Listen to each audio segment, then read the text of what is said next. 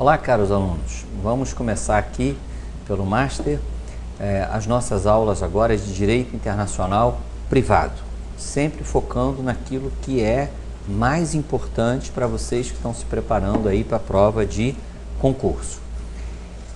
Vamos começar falando aqui, no âmbito do Direito Internacional Privado, sobre bibliografia. O que eu posso, como professor, experiente aí nessa área de concursos, orientar vocês aí que estão se preparando. Olha, o Direito Internacional Privado, ele não é, como outras disciplinas, tão rico em autores, em boas obras, em bibliografia. Ao contrário, a gente tem uma escassez no âmbito do Direito Internacional Privado. Por isso mesmo, vou logo apontar aquela obra que eu reputo a mais adequada para o estilo de estudo que vocês precisam fazer. Então, vou colocar aqui.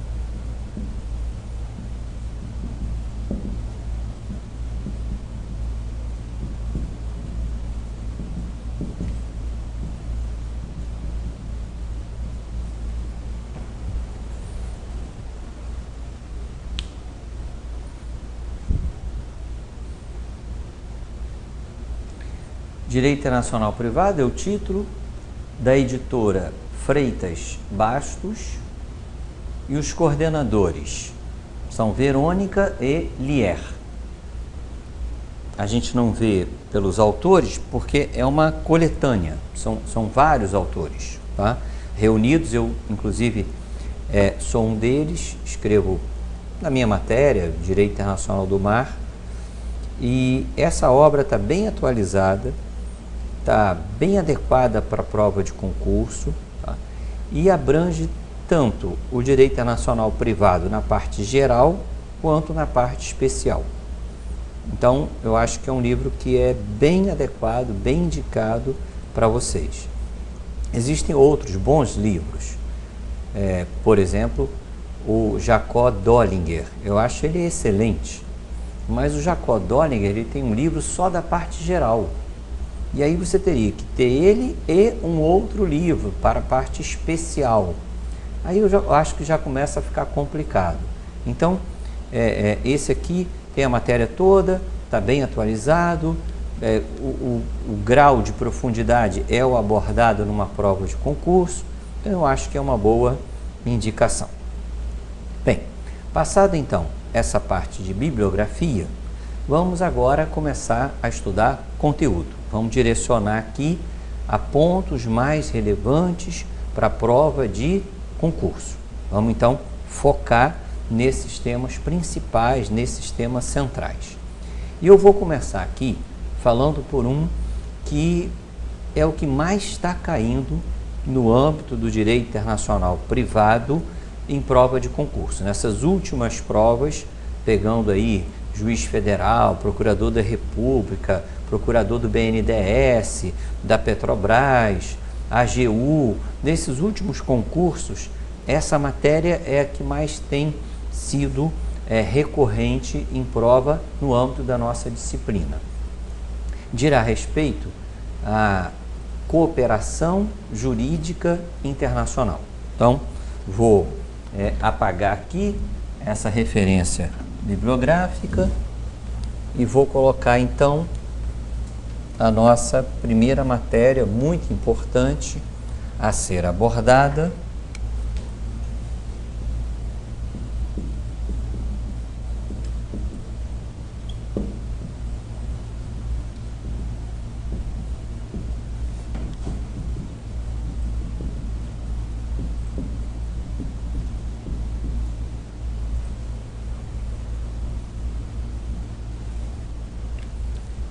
vamos falar de cooperação jurídica internacional.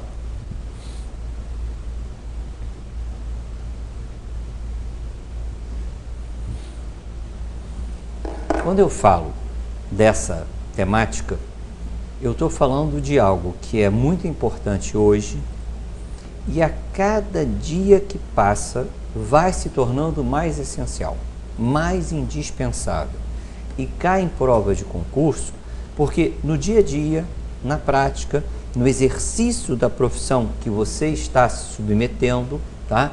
Isso vai ser necessário. Nos dias atuais, tá? Com essa operação Lava Jato a todo vapor, não tem nada que tem sido mais relevante do que cooperação jurídica internacional. Por quê?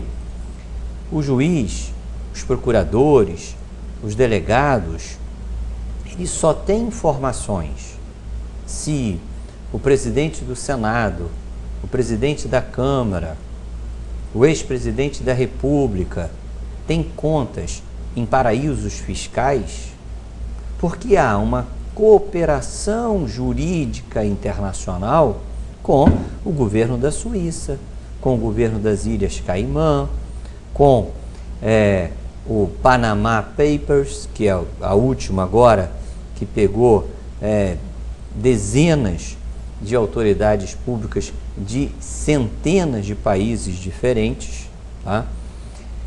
E aí o que está acontecendo hoje? O procurador da República está em contato com autoridades da Suíça para saber, o presidente da Câmara tem conta aí na Suíça? Quanto que tem de dinheiro na conta? Como que o dinheiro foi remetido? Quem fez o depósito? Foi o doleiro Youssef, tá? Aí condenado no Petrolão. Foi em que época?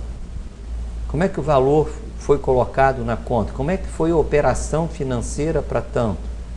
É o que? É uma offshore? Foi aberto quando? Está em nome de quem? Quem é o usufrutuário? Quer dizer, as operações, elas só andam nas suas investigações policiais se houver cooperação jurídica internacional.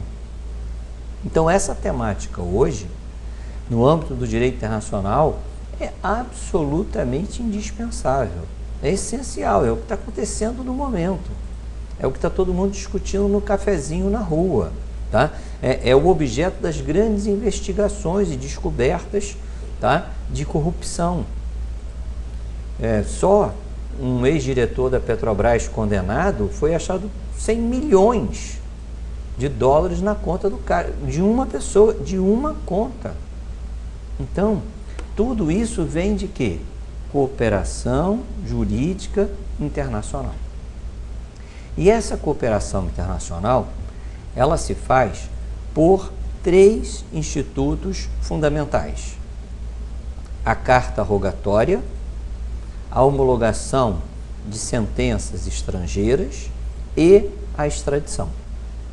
Então, são 3 institutos que a gente tem que estudar bem, ter conhecimento, ter informação, saber, porque está sendo muito cobrado em prova de concurso por um motivo muito simples, porque na prática, no dia a dia, está acontecendo muito. A gente acabou de ver o Brasil pedindo a extradição do Pisolato à Itália, aquele ex-diretor do Banco do Brasil, condenado e o único foragido lá do processo do Mensalão. E a Itália extraditando o condenado para o Brasil. O que é isso? É um instituto de cooperação jurídica internacional, tá? Então, é muito importante a gente conhecer bem esse tema. Então, vamos começar pelo primeiro desses institutos,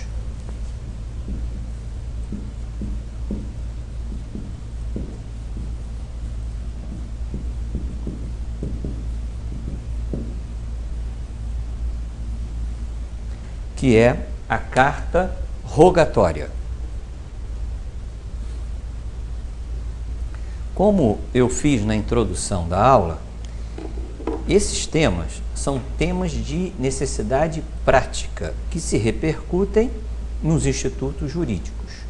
Justamente por isso, eu vou conduzir todas as nossas aulas nesse sentido da prática para a teoria, da realidade prática para a necessidade teórica, porque desta maneira fica tudo muito mais simples. Dessa maneira fica fácil a nossa compreensão. Vocês não têm que decorar coisa nenhuma, vocês vão entendendo, raciocinando tudo a respeito do direito internacional privado. Deixa para decorar outras matérias. As minhas não. Vamos entender, vamos raciocinar. E a melhor maneira é sempre saindo da prática para a teoria, nunca o contrário, tá? Então, falando de carta rogatória, vamos numa questão prática.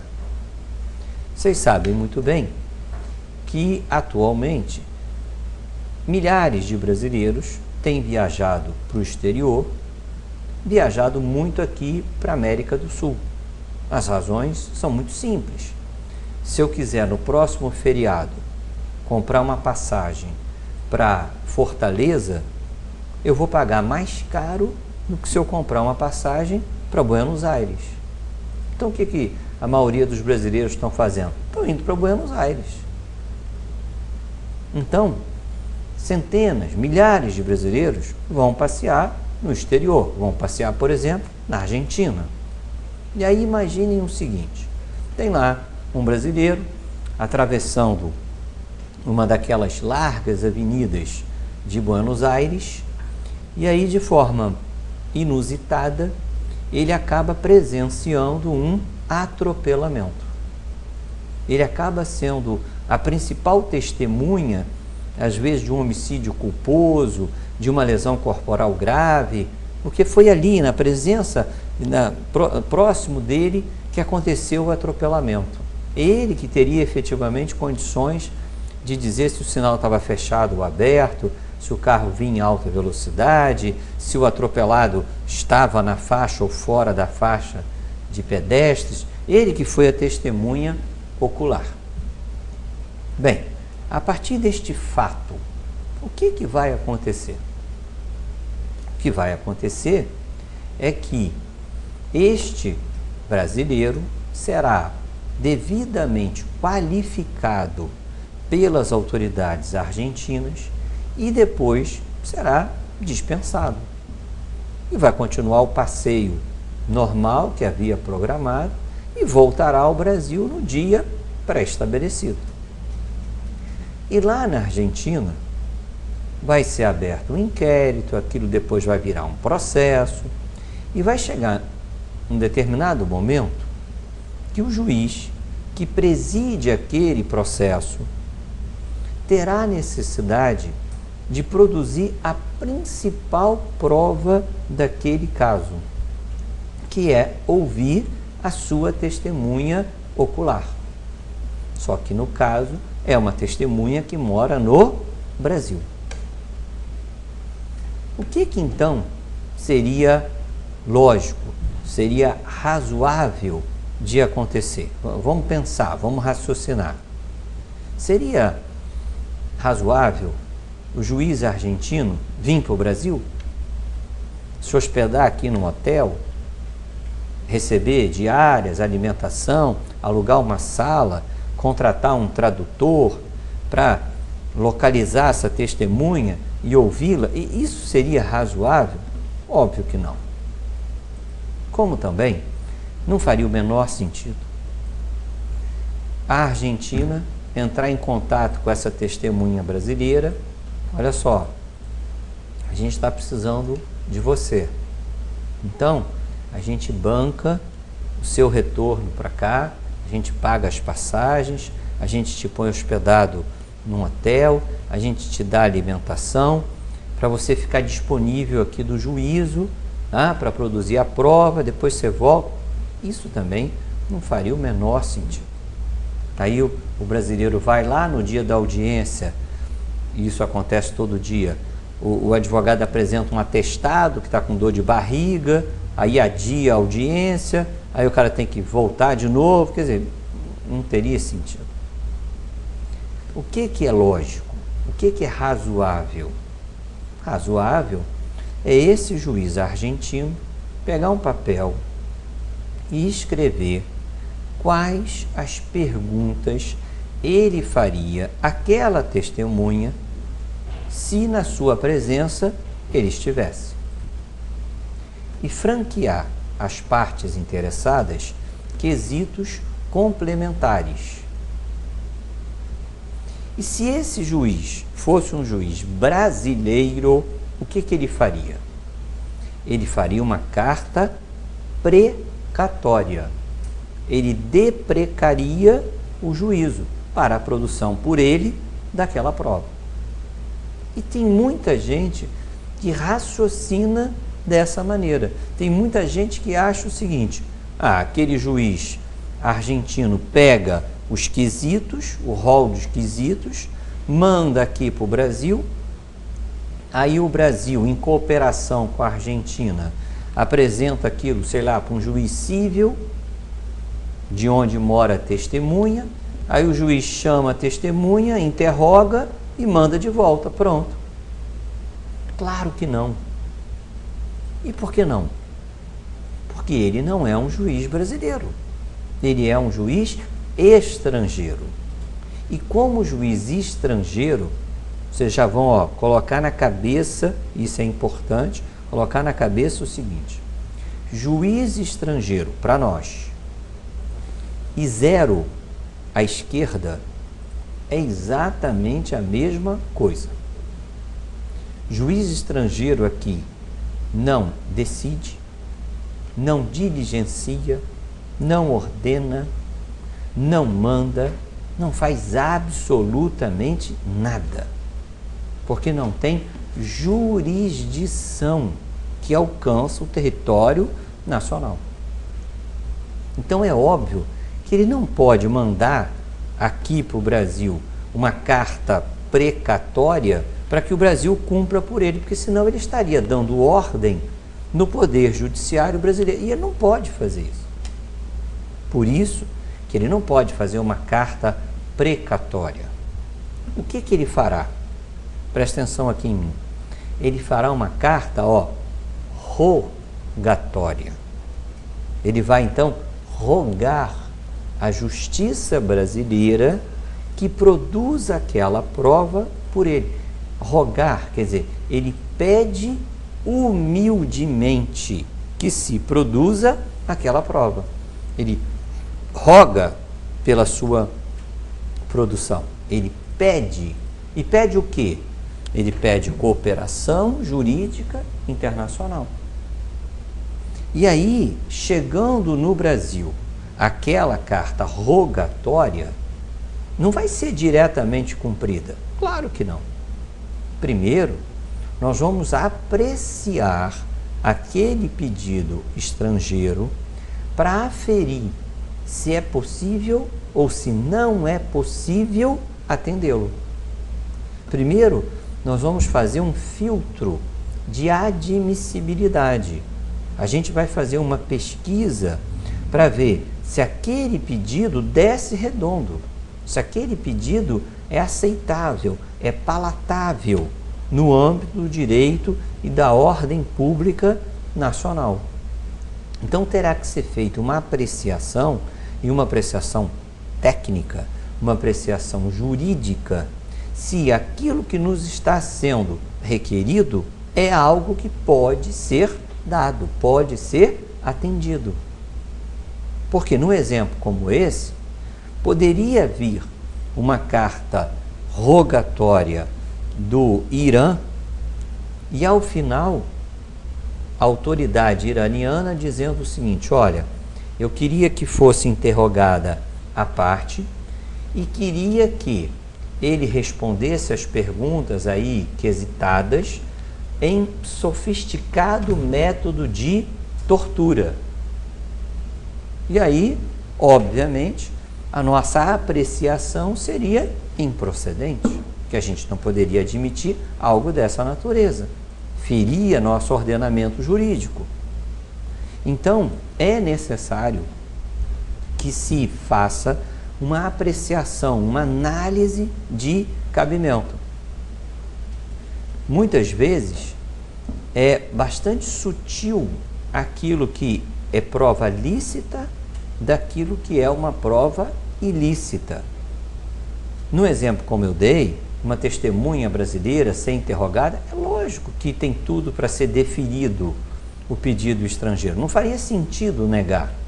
É uma coisa normal, corriqueira, que fazemos centenas de vezes por semana aqui no Brasil. Agora, e se a autoridade americana nos pede a produção de uma prova que para eles é perfeitamente lícita, como um flagrante forjado, e aqui no Brasil essa prova é considerada uma prova ilícita? Então, nem sempre aquilo que para determinado país, que é também um país desenvolvido, democrático, a justiça das mais avançadas do mundo, eles admitem como prova lícita o flagrante forjado. Nós não admitimos, o nosso ordenamento não consagra. Então, aquilo que é possível para eles não é para nós. Então, se eles nos pedirem prova desta natureza, o que a gente vai fazer? Negar. A gente não vai conceder a cooperação internacional, porque isso macula o direito nacional.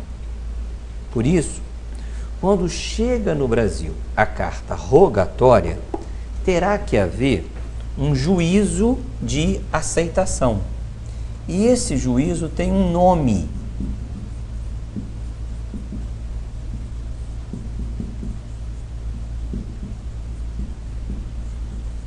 Numa prova, tá?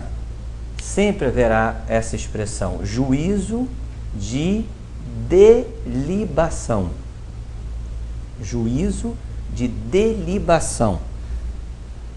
Juízo de cabimento, juízo de aceitação, tá? E aí tem essa expressão técnica específica, é um juízo de delibação. Quer dizer, vamos examinar para ver se atendemos ou não. E quem faz, no âmbito do direito brasileiro, esse juízo de delibação? Bem, a vida inteira, toda cooperação jurídica internacional esteve concentrada nas mãos do Supremo Tribunal Federal, como principal órgão do Poder Judiciário brasileiro, como guardião da Constituição. O Supremo Tribunal Federal, de forma exclusiva e concentrada, recebeu todo e qualquer pedido de cooperação jurídica internacional, e sempre foi o Supremo que fazia juízo de delibação, estabelecendo a procedência ou improcedência do pedido estrangeiro. Mais recentemente, com a emenda constitucional sobre a reforma do Poder Judiciário, no momento em que foi aprovada a emenda constitucional reforma do Poder Judiciário em 2004, de 2004 para cá, foi mitigado esse juízo de delibação. Então, a partir da emenda constitucional número 45 de 2004, que todo mundo conhece como reforma do Poder Judiciário, de 2004 para cá, através da emenda 45, foi dividido esse juízo de delibação entre o Supremo Tribunal Federal e o Superior Tribunal de Justiça. A emenda estabeleceu que carta rogatória e homologação de sentenças estrangeiras passariam a juízo de delibação do Superior Tribunal de Justiça. E extradição continuaria nas mãos do Supremo Tribunal Federal. Então, aquilo que era tudo do Supremo, hoje foi mitigado, parte fica com o Supremo, que é extradição, e a outra parte é deslocada para o STJ. Então, hoje, a carta rogatória tem juízo de delibação do Superior Tribunal de Justiça. É o STJ, então, que aprecia a legalidade do pedido de cooperação jurídica internacional estrangeira relativa às cartas rogatórias. O STJ se debruça naquele pedido estrangeiro e, se ele for uma prova lícita, se ele for admissível no âmbito do direito nacional, da ordem pública nacional, o STJ então vai dar procedente, vai julgar procedente aquele pedido estrangeiro. Vai então determinar que seja produzida a cooperação jurídica internacional. Este ato do Superior Tribunal de Justiça de considerar procedente o pedido de cooperação também tem um nome técnico específico. Nunca será aplicado outro. O nome, para tanto,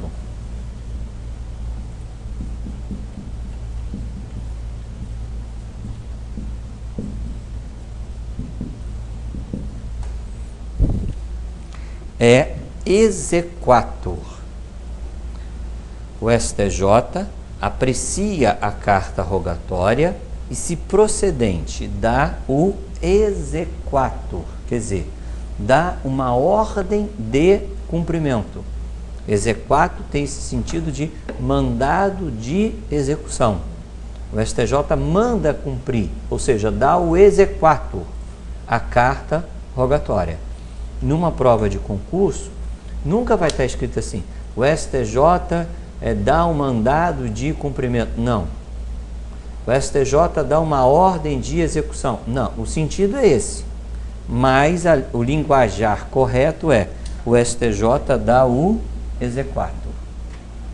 Quer dizer, ele manda cumprir a carta rogatória.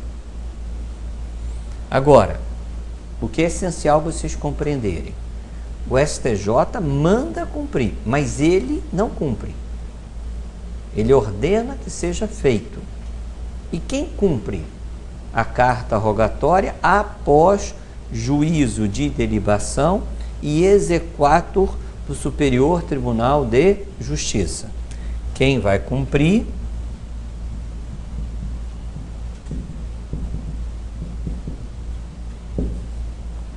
é o juiz federal.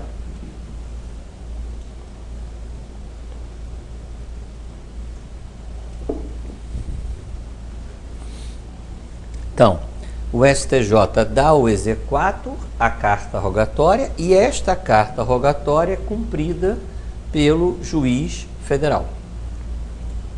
Vocês podem perguntar: qual juiz federal? O juiz federal de onde a prova for produzida. Então, eu ouvi uma testemunha que mora em Friburgo. Então, vai ser o juiz federal de Friburgo. É o juiz federal de onde o ato é realizado. Fazer uma inspeção judicial em Curitiba. Então, vai ser o juiz federal de Curitiba. É sempre assim, do local da realização daquele ato. Tá? Bem, indo um pouco além. As cartas rogatórias, elas podem ter dois tipos diferentes.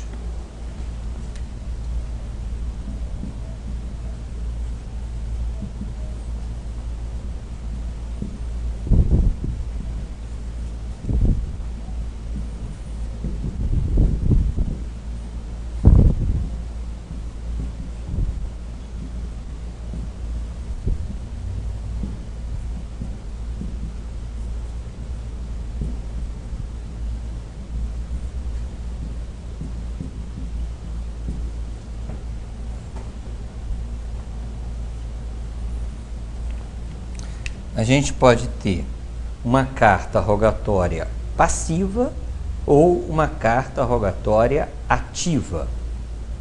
É comum em prova de concurso essas duas expressões: carta rogatória passiva e carta rogatória ativa.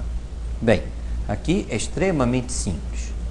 A carta rogatória passiva é aquela que o Brasil é o Estado requerido.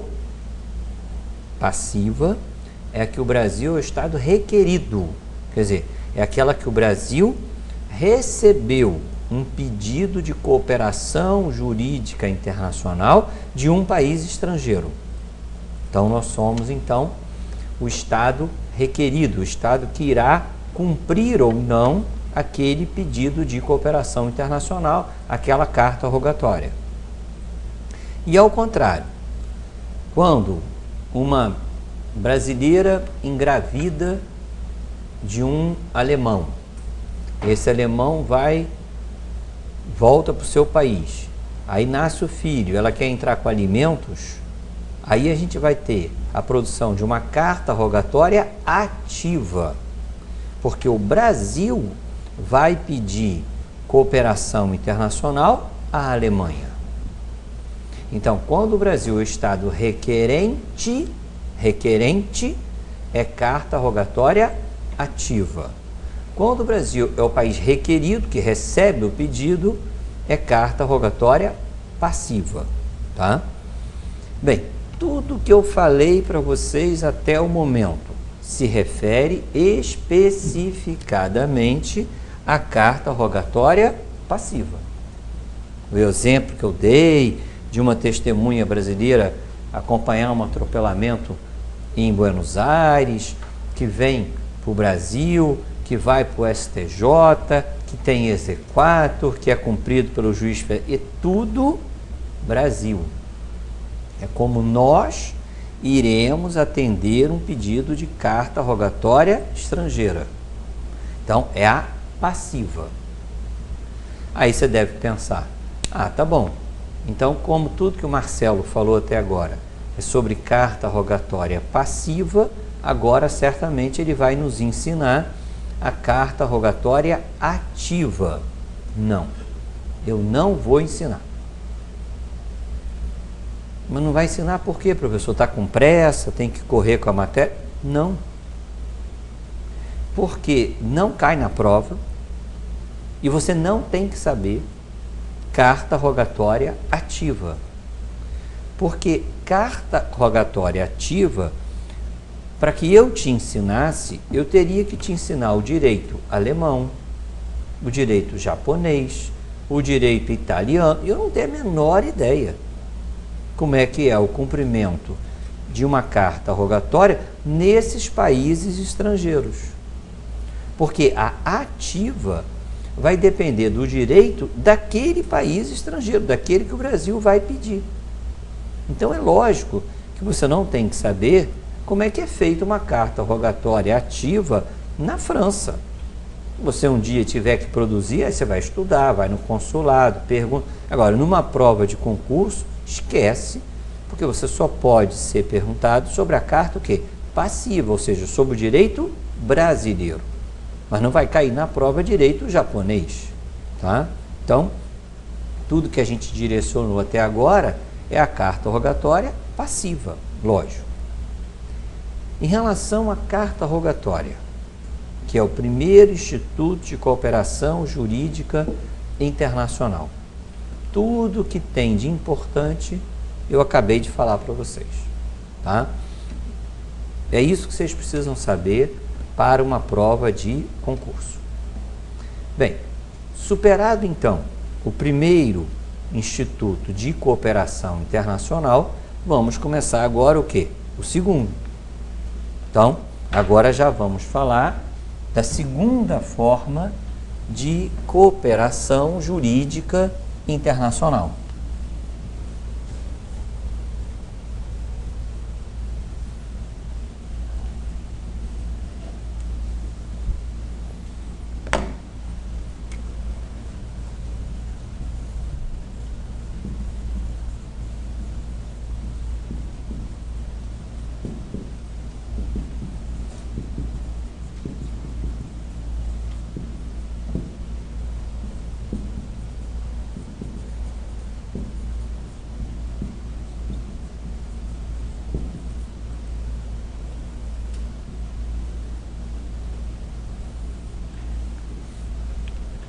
Vamos falar então de homologação de sentenças estrangeiras.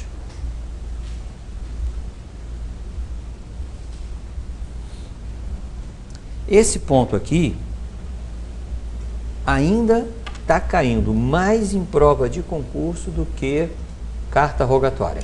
Os dois são importantes, mas esse segundo instituto ainda está sendo mais cobrado, fazendo uma análise de provas anteriores. Tá? E por quê? Repito, porque está acontecendo muito. Porque está tendo muitos casos e aí a prática leva à necessidade do conhecimento da teoria. E por que está acontecendo muito? Indo novamente para as questões práticas. Está acontecendo muito porque situações, como eu vou exemplificar aqui para vocês, têm sido muito usuais. Tipo, um italiano se casa com uma italiana em Roma, lá na Itália. Ficam casados, só que aí rola aquela crise dos 7 anos no casamento e eles resolvem se divorciar. Aí eles se divorciam consensualmente, tá? Lá em Roma, e esse italiano, agora divorciado, recebe uma proposta de trabalho no Brasil.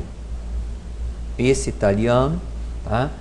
É engenheiro mecânico e trabalha na Fiat, e a Fiat lá, italiana, oferece que ele seja o gerente da fábrica da Fiat aqui no Brasil, lá em Betim, em Minas Gerais. E aí esse italiano pensa, vou aceitar o trabalho. Isso vai me fazer crescer aqui na companhia, o salário é bom, eu me divorciei, não tenho filhos, quer dizer, não tem nada que me prenda aqui na Itália, tá? É um mercado em expansão, em crescimento, eu vou aceitar. O Brasil é um país legal, eu vou aceitar o trabalho. Aí este italiano, divorciado, vem morar no Brasil. Vai lá para o interior de Minas. Bem, se ele é um cara tímido, em 3 meses ele está completamente enrabixado com uma brasileira, já querendo se casar com ela. Se é um cara normal, não passa de 1 mês. Até porque a comparação é perversa. Não dá para comparar uma mulher italiana com uma mulher brasileira. A brasileira é infinitamente melhor, em qualquer grau de comparação. Aí o cara chega aqui, fica doido com as brasileiras, tá? Eu começo a namorar e daqui a pouco já quer casar com a brasileira. Pergunto a vocês, esse italiano que começou a namorar uma brasileira, pode se casar com ela? Muitas vezes as pessoas respondem, claro que pode, professor. Você disse que depois que ele se casou lá na Itália, ele se divorciou, veio para o Brasil divorciado, então ele pode se casar. Não. Ele não pode se casar com a namorada brasileira. E as pessoas erram muito isso, porque costumam confundir duas coisas que são absolutamente díspares e que na cabeça de vocês tem que estar bem identificado. As pessoas costumam confundir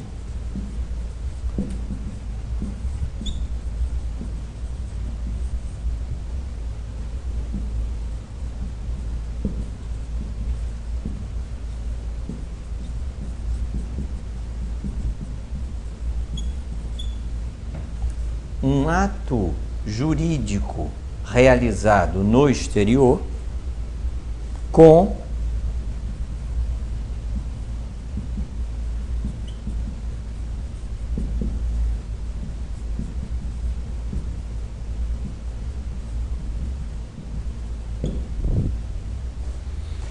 uma sentença estrangeira. É muito comum a pessoa confundir um ato jurídico que foi realizado, que foi feito no exterior, com uma sentença proferida pelo poder judiciário estrangeiro. E é essencial que vocês saibam distinguir uma coisa de outra. Que vocês saibam buscar as especificidades de uma e de outra. Vocês não podem confundir os efeitos jurídicos, por exemplo, de uma compra e venda realizada no exterior, tipo, um brasileiro vai em Nova York e compra um imóvel, compra um apartamento. Ou um brasileiro em Miami faz um testamento. A compra e venda de um imóvel, um testamento, são atos jurídicos que são realizados no exterior. Agora, completamente diferente é uma sentença judicial estrangeira, ou seja, um juiz estrangeiro, num processo que ele preside, dá uma decisão, sentencia, transita em julgada aquela decisão. Na cabeça de vocês, tá? Tem que estar o seguinte: eu não posso confundir, eu não posso misturar os efeitos de uma coisa com outra. Uma coisa é eu ir no exterior e fazer um testamento, casamento, uma compra e venda. Isto é ato jurídico que foi feito num país estrangeiro. Outra coisa é uma sentença proferida pelo Poder Judiciário estrangeiro. É absolutamente essencial que a gente saiba distinguir, do ponto de vista jurídico, os efeitos de uma coisa e outra, tá? A gente vai aprender isso e, a partir daí, colocar o sentido da homologação de sentenças estrangeiras. Mas faremos a partir da próxima aula. Até lá, então, para continuarmos o nosso estudo.